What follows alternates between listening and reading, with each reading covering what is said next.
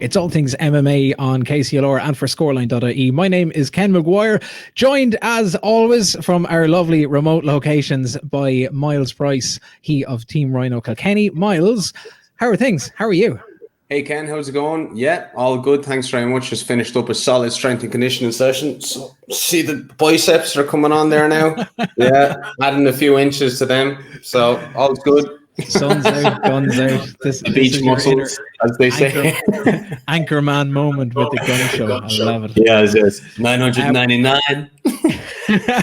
Well, for this week, we're veering away from the conversations that we've been having of late around UFC events and the live events, and we're going to delve a little bit into nutrition. It's a very, very big part of the fight game, and it's a very big part of performance, elite performance, athletics at any level, any sport. It doesn't make a difference.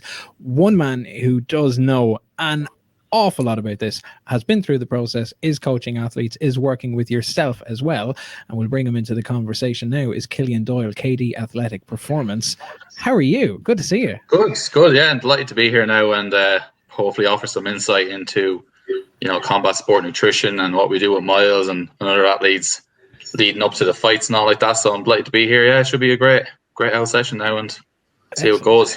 Kilian, given this is your first twist chatting to us on All Things MMA, can you give us a little bit of a background of what it is that you do and how you came to do it?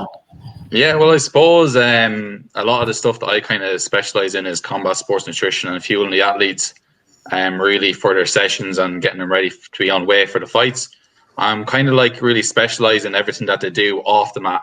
And I suppose my journey to that has basically started out, I was kind of in college, done strength and conditioning as my undergrad, and that kind of flowed on then into doing my postgrad into performance nutrition, and also done a course then with rehydration specialist with Lockhart Leith. Kind of gave me that bit more of an insight into the combat sports game and particularly MMA and making weight and different things like that, and hydrating after to make weight. How big a part of combat sports is nutrition? Definitely, it's probably a massive part to it. Really, the biggest difference you'll make to your change, or the biggest change you make to your body, is what you put into your mouth. And I suppose it's especially in regards to weight category sport like MMA, it can really be a difference between stepping onto the scales on weight or potentially losing some of your purse because you're not on weight. And there's a financial kind of consequence to it that if they don't make weight, they're going to be losing out on money. So, and nutrition plays a massive part of that. And you can't run a bad diet or kind of out exercise a bad diet. So it can really make a massive difference to the athletes. Miles, on the nutrition side for you, I mean, you've obviously been working with Kilian for a while. I mean, what's the difference been? What's the difference been for you? I mean, do you notice much in terms of performance, how well you're doing in prep, how well you do in the cage, how well you do at fight time because you're paying attention to your nutrition? Oh, hugely, yeah. I've learned a lot as a coach from Kilian as well, and I've also enhanced my knowledge through experience as an athlete. I think the main thing for me is because I'm considered pretty much old school in regards to MMA, and back in the day it was eat less, train more kind of mindset. It was very much so like that at times, and I feel like it's made the difference between me even enjoying my training and me actually eating more and still losing weight and keeping muscle, etc., and being cognitively on point, because not only is it a physical thing with the nutrition, being able to actually have that extra bit and fuel correctly for 2-3 sessions a day, but your motor skills and your cognitive health in regards to being able to think and concentrate in psychology, they say thinking in the fire, thinking through the fire. You're able to concentrate and think in really stressful situations, and I think that plays a huge part with the nutrition side of things for sports. It's not only the recovery, but it's the thinking that you can do in high stressful situations, like a heavy spar, I think the biggest game changer for me was really the incorporation of fast release carbs and electrolytes and essential amino acids and timing of when to take these supplements, like, you know, and replenishing your body literally. And it all kind of happens in this window of just before you train, during you train, after you train, and knowing the amounts to take within the RPE of your session. And the RPE is your rate of perceived exertion. How hard your training is depends on when you take these supplements, you know. And Kilian really taught me a lot about that, and it brought my game to a new level, and it made me enjoy training all over again. I didn't go into training going like, how am I going to get through this, you know? Because there is some training sessions you're like that, where you're walking in, you're like, how in God's creation am I going to get through this? Because you feel so depleted and drained, and you feel like you're a junkie or something. You're just like, so you're like, fuck, I'm not going in, you know. So it's so important to refuel correctly, you know, physically and mentally, you know. And I'll let Kilian go into the intricate details of that. Kilian, for when Miles is talking about food and stuff, and like the old school mentality and the OG type of things, like we carry a lot of conversation on Scoreline with athletes, with people that are into marathons or people that are into cycling or try stuff. Old school mentality would have been, I got to train for ages. Do you know what I'm going to do? I'm going to have a load of pasta before I go in and it'll be class, or I'm going to have a load of porridge before I go in, or it'd go the other way, and you go, well, I really got to concentrate on this. I'm just not going to eat. I'll bring in a bottle of water and a snack with me, and I'll be fine. Mm-hmm. Like they're two very different extremes. What Miles is talking about is getting more into the right foods for the right activity, but very much at the right moment as well. So when you're building a plan for somebody like Miles, I mean, what do you do? How does it work? I suppose really the biggest thing you look at first is time. So like, how much time does Miles have, say, to eat? How much time he has in between sessions, and how we're going to refuel around that. Because that's probably the biggest difference that I've really realized with athletes and general population people, is the time they have between sessions. So particularly in Miles's case, you know, he could have, say, 4 hours before the next session, or, you know, 3 hours or whatever like that. But usually people would have, say, 24 to 48. And that's kind of where a lot of it comes from first. You kind of look at, say, well, if Miles has 4 hours in between sessions, what's the quickest way we can get nutrients into his body to help him recover? And also the quickest way to replenish any glycogen stores or any kind of carbohydrate use, so he's ready to go for that next session. And, you know, I suppose as well, a lot of the difference between the two of them is athletes tend to be very motivated and focused. So and they tend to have a lot of good habits in place. So we can kind of really build a good structure from that on the off. And definitely time plays a massive part in it, and seeing what foods you need to use then to replenish that quickly is another part of it. Is it about eating specific foods? Is it about tailoring somebody's diet, and by diet I mean what they're eating, specific to what they like? So Miles likes pasta, let's get some pasta in there. Or Miles doesn't like pasta, so we're going to tell Miles he's going to need to eat more pasta. I know I keep using pasta as an example. Yeah. You get it, kid. You like pasta, all right? But when it comes to looking at things like that, like getting the right nutrients into them, or the right level of nutrients, they've obviously got to come from a source. So what do you look at in terms of foods? Definitely. Well, I suppose definitely you look at their personal preferences first and see do they line up, you know. And people talk about carbohydrates and calories and all those kind of things. You don't eat calories, you eat food. So you have to look at, make sure, well, am I lining up what they like, and does that line up with, say, my goals for that certain person? And then you kind of go as well, is that the right food source for that particular time? So say, like, especially when you're kind of getting close to training, you want to stay away from high fiber foods, and that's going to really, you know, upset the gut really during training. So you kind of see then as well, like, well, is this what this person eating align with that? And then you kind of make recommendations from there, kind of from their own personal preferences, and maybe also offering some new foods as well, but not changing too much that they feel like the plan's not personalized to them. And this is kind of where a lot of the finesse with the kind of nutrition is as well, making sure that you offer new things, but still kind of keep in line with that person's values and what they like, and try and kind of, use your kind of art then as well to insert things that you need that will help them, but also still keeping in line with their dietary preferences. Okay. Paint me a picture of what would happen. Let's say I am that kind of athlete, whether it's combat sports or whether it's, you know, hurling or camogie or, you know, any other kind of active sport, and I come to you and I say, Kilian, I hear you're doing great things in terms of nutrition, and I need to get to the next level. What's the first thing that happens when somebody comes to you, or how do you start the process with somebody? Definitely. Well, you look at their food diary first and you kind of see, well, what are they eating? How much energy are they expending in their exercise? And are they kind of fueling enough for that particular exercise? And where are the kind of their gaps, I would say, or the obstacles and their barriers from getting them to their next level? So is it in their behavior? Is it in their opportunity? And is it their motivation? And we kind of based on this thing is called the COM-B model. And basically, you know, that what I said there is their capability, opportunity, and motivation, and how that reflects their behavior.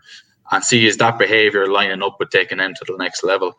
So, you know, some people, it could be their opportunity, like, you know, they have a lot of snacks in the house, or they're not surrounded by the right people, particularly they might not have the same mind frame. It could be their capability.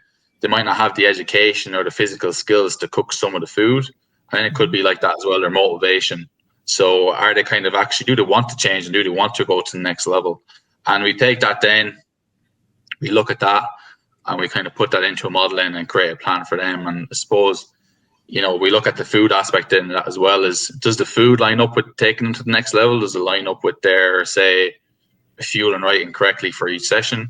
And that's kind of the start then. And we kind of take it slowly, piece by piece. Don't try and change anything too quickly, because not really going to adhere to that too much. Make little changes that they can do consistently, basically, is the main thing, because that will make the biggest difference to that lead then. Miles, what kind of changes have you made nutrition wise that you can, like Kilian is saying, that you can do consistently and you know, kind of push yourself on? I think, to be honest with you, I'm kind of bringing it back to my last point, is that it's just the whole behavior with the food has changed. My relationship with food has changed. And I think that's probably the hardest part of actually, you know, getting your nutrition on track, is that, you know, not having somebody that, I always talk to my clients about when somebody comes to you, a lot of the time they say like, oh, can I get a meal plan? Whereas meal plans have their place, but they're very fixed. You know what I mean? Things change so much within a week that it's about making small little changes over a period of time and having that continuous support and accountability to help you build a better relationship with your food. And I feel like that's what this process is. You know, it's when you're working with somebody in regards to nutrition, you know, it's such a massive part of progress. Like, as they say, 90% of your abs are made in the kitchen, you could say, you know, that's the famous kind of saying. And it's very true. You know what I mean? Like, you can't train really hard and your nutrition be off, because it's just not going to align. You're going to burn out. You're going to get resentful with training as well. And you're not going to be fueled correctly, you know. And who doesn't want to feel like that they're eating more, feeling fueled, and also getting the results that you deserve? And that comes down to your behavioral changes and your relationship with your food, you know. And that kind of needs to be shone upon quite a lot. And Kilian does a great job of that, like, you know what I mean? He'll bring me back to baseline on a weekly basis. I'll proactively stay in touch with him, and he'll get back to me a lot, and we'll meet up, and that kind of relationship changes these behaviors. And a lot of the time that comes down to just having little conversations about your food, and what did you like this week? What did you not like? And, you know, did you get the right amount? And maybe we could make this tiny tweak where it's not too much of an ordeal, but it's enough to make a big difference. Small changes make big differences. So I think that's probably it. Like, it's the attitude towards the food and the behavior that came along with it, like, you know. Do you think nutrition in general is, would it be overlooked by some, do you think, Miles, even from your own sport? I think if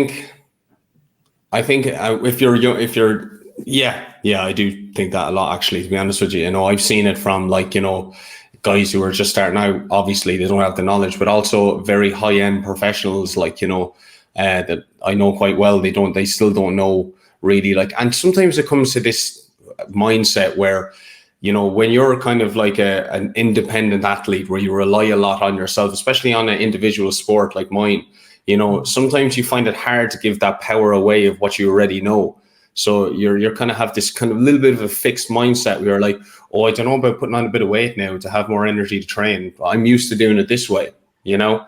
So again, it's about kind of like just opening your mindset a bit and letting it go and kind of like just reaching new levels with it, like, you know, and that's hard, you know, that is hard, like, and I do feel like it's a very underrated, there's not a lot of light shone on nutrition as much as it should be. There's a lot of information out there, but you don't see a lot of athletes really zoning in on the nutritional side of things and how quick your results can come from that.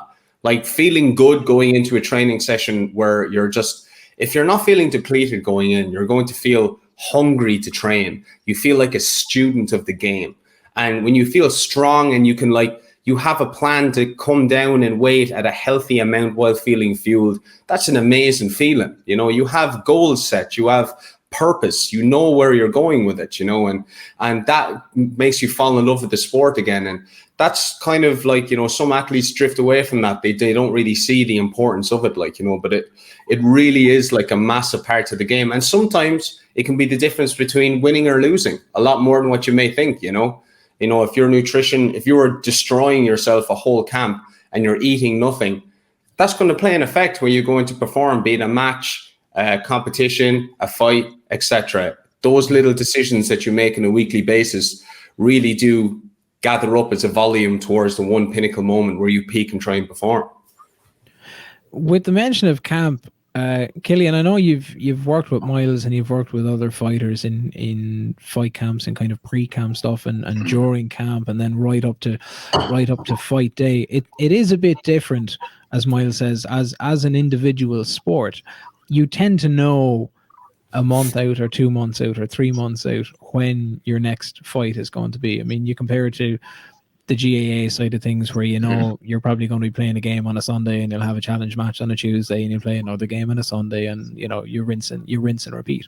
So you've got a long period of time to plan for somebody to help them with their nutrition. I would assume the goal being that at a very particular point in time, a week out or 2 weeks out, that they're just about hitting their peak. They're hitting the right weight, their right mindset, mental state, food is on point, body is feeling well, everything is fine-tuned. Can you give me an idea and give us an idea what happens in that camp process? So somebody says, okay, look, I've got 3 months to go. I need to compete at this weight. I need to, you know, it might be a case of needing to compete for a particular amount of time, 3-minute rounds, 5-minute rounds, whether it's 3 rounds or 5 rounds. What do you do in the camp setting? There's a good bit of planning, I'd imagine.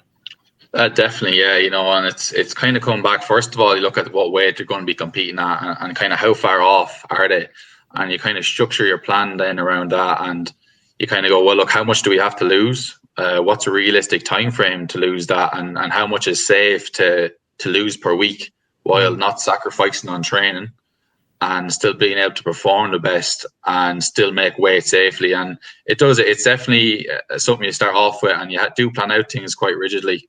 But then you have to be, like, I suppose, kind of come back to, you know, rigid in goals, flexible in approach, and you kind of look at basically then, does our plan line up with, say, getting to that fight week weight in a safe manner? And definitely does require a lot of planning. You make sure that he's fueled up for the right sessions. And a lot of the time we look at as well is like that kind of coming out of old school mind frame, and we pick certain sessions in a week where we want, say, Miles to feel his best. You know, what sessions are there in the week that you need to feel on top form?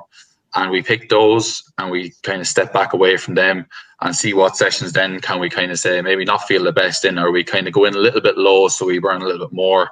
And you kind of do that on a week by week basis. And coming into fight week then you're kind of hoping, and a good plan he usually is, exactly where he needs to be, where his body feels the best. He's on weight. He doesn't have too much to cut in the next week. All his sessions have went really well. He always feels fuel during them. And then it kind of comes into that pinnacle then on Saturday night or whatever night it is, and it's kind of all the magic kind of happens, and it's there then for him in fight week and stepping into the cage.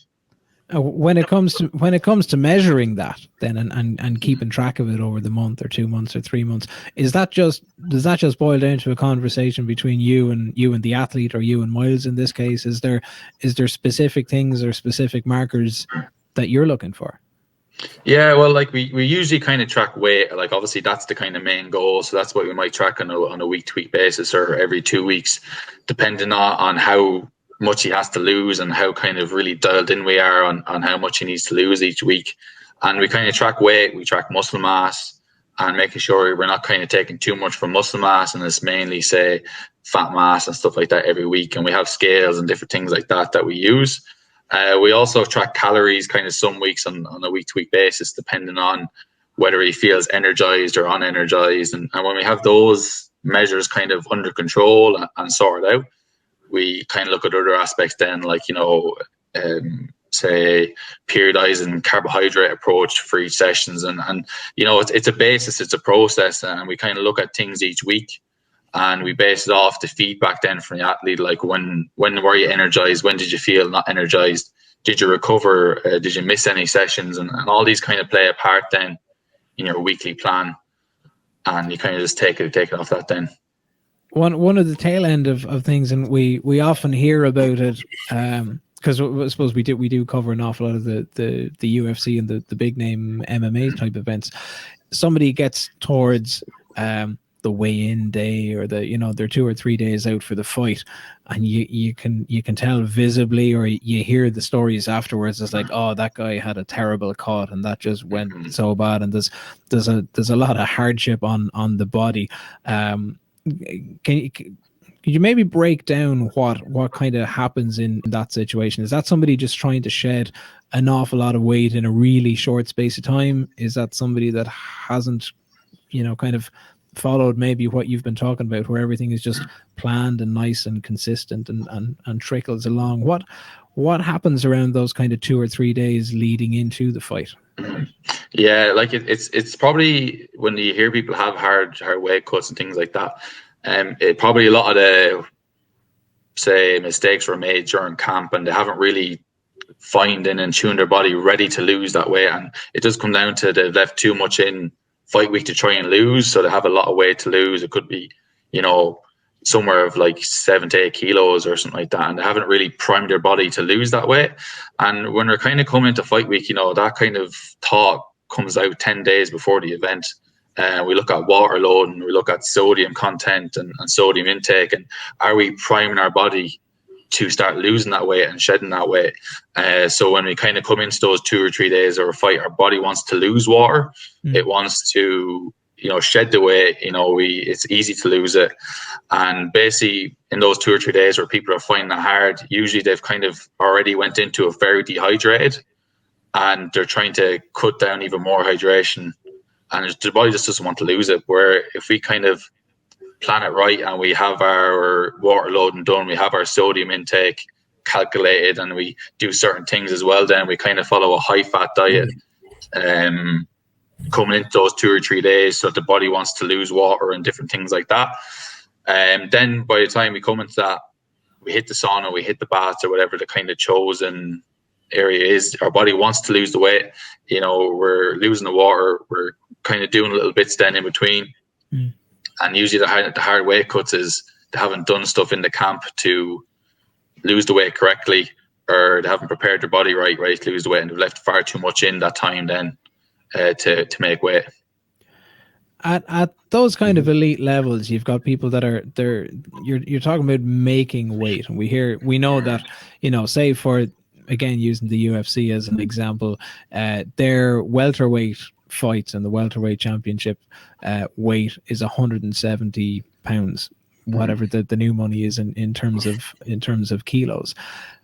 Post-fight, or not post-fight, but post-weigh-in, you'll see that, they're obviously a lot bigger looking very quickly.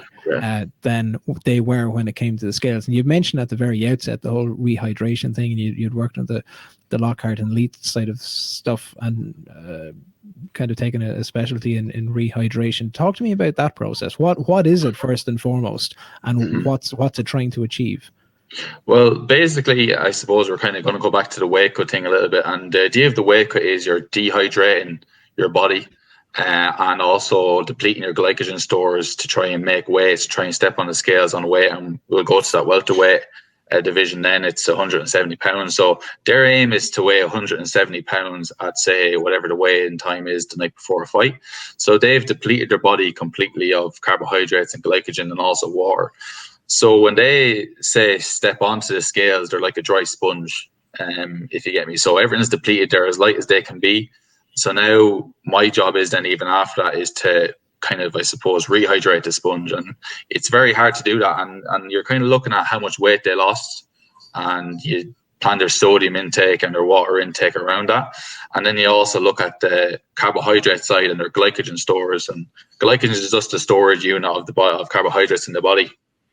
And we plan that around their muscle mass and everything like that. And you plan meals then from their, say, as soon as they step off the weighing scales to when they're going to step on, or when they're going to step into the cage on Saturday night or whatever it is. And you plan how much carbohydrates they can hold, and you plan it around that then. So like they could gain another couple of kilos overnight just by, say, being rehydrated and having a full glycogen store as well. You know, it can really be a big difference because they're so, like I said, they're a dry sponge, stepping on the scales and stepping off the scales, that we try and kind of rehydrate that sponge and make them kind of be full back up again. So they're empty when they step off, and we fill them back up then again. And there's a couple of kilos in that, just doing that as well. And how important is that window then between the time they step off the scales, say having made weight, and the time they get back into, or they get into the cage and the fight is going to start? You've got maybe 24 hours, 48 hours probably at the most. So you've done an awful lot of work to help somebody get to a particular weight. They've obviously had their training and they've been following, you would hope, the right kind of nutrition for the last couple of weeks. So, you know, all is not lost. But how important is that time block then, though, that day or that 2 days? Because now one of their big targets is done and dusted. The next one is to step through the door and obviously get into the fight. No, it's very, very, very important because, like I said, you know, they're basically empty. So if they don't, say, refuel and rehydrate properly, they're going to be running on empty, stepping into the cage. So, you know, dehydration can have a massive part to play in your cardiovascular systems. You know, if you're kind of dehydrated, your blood's a lot thicker. So it's hard to, you know, pump blood around the body. So when you're kind of stepping into the cage and you want to be in prime, you don't want the blood to be hard to pump around the body. But also then as well, you won't have the fuel to, you know, get through that fight and everything like that. So if you don't rehydrate and replenish your glycogen stores, you're kind of going in already lacking in performance. And then you're going in with not the right amount of fuel in your body to get you through those rounds. And, you know, it can be a very, very high intense sport. You know, you don't want to kind of step into the cage with anything less than 100%. And though that window is kind of very unique to MMA and combat sports, is the fact that you're empty, completely empty, you're completely dehydrated that day before you step into a big event. So that time in between stepping off the scales and stepping into the cage can really play a massive part in, you know, your performance that night. As an athlete, Miles, how have you found that? I mean, I'm sure there's kind of old school tales of horrible cuts or screaming on the floor of a sauna over the years, up until, you know, more recently, where your nutrition is more kind of bang on point. I'll be honest with you. I have 7 losses on my record, and I count a lot of those losses to not having the correct nutrition and definitely not rehydrating myself correctly after really, really unnecessarily tough weight cuts. You know, like, you know, I could lose sometimes, and I don't have the muscle mass that I do now. You know, like one of the key factors to losing a healthy amount of weight in a sauna is to have the muscle to draw that water out from, you know, and I wouldn't have had the muscle mass back as a lightweight back then as I do now. And so I was trying to lose, like, you know, 1.5 stone like, you know, that's like 7.5, 8 kilos or whatever. And I'd have to lose that in like not just in a week, but sometimes in a 2-day sauna session. And that's just insane, you know, like, I mean, the next day I'm just going in, not really bothered about winning or losing, you know, feel heavy. So I've overdone it as well, because I've gone I haven't done the process correctly. I haven't got the knowledge that I needed. I've gone in there, I'm depleted, and I've overdone it as well. Like, you know, there's a process with how much you need to take in from a scientific point of view that Kilian looks after for me. And that when I'm going in there, I'm just refueled enough that my body is going to peak at the right time when I go in to compete. Whereas back then, I would have like destroyed myself on a fight week, lost way too much in a sauna, and then overdone it after. So my body's going to go from one extreme to the next, where I'm eating bags of sweets and I'm gulping 2 or 3 liters of water into me. And sure, like, you just feel heavy and not bothered really, like, going in to compete after that. And it has an effect on your performance. So it's really, really is important. And until you feel that really, you know, it's important to take on board this information really, like, because, you know, hindsight's a bit of a bitch sometimes, you know, because if I had to choose, I would have liked to have had Kilian or the knowledge for sure back then, like, you know, so it's very important. Before we wrap things on the head, and I figure we're going to need to do like a part 2 or a part 3 of this, and we could chat an awful lot about the nutrition end of things. Kilian, if people have heard this, and there's obviously more of an awareness coming in around the nutrition side of things, even at amateur level and teenage level, we're seeing people spend more time in the gym and more time working out and more time trying to, you know, get better and get fitter and outdo themselves. The nutrition is a big point. If they want to start that conversation, if they want to kick something off, what's the approach? How do they reach you, and what do you expect of them? Well, I suppose if they want to reach me, they can get me on Instagram, or my website is kdleithperformance.org, and kdleithperformance on Instagram and Facebook. And I suppose starting the process is just having that mentality of being motivated to change, and, you know, really be open to it, and, you know, actually want to make a difference. And when you have that attitude, everything else can fall into place, and just having that right knowledge then to suit the person, and they can definitely make a change. So just coming in with the right attitude is a step one. And you know, don't expect your coach to create motivation and change. You know, come in with that mindset that you want to change, and you're open to being open-minded to different things. And Miles, for you, if people want to get in touch, as always, Miles Price MMA, Instagram handle or Facebook.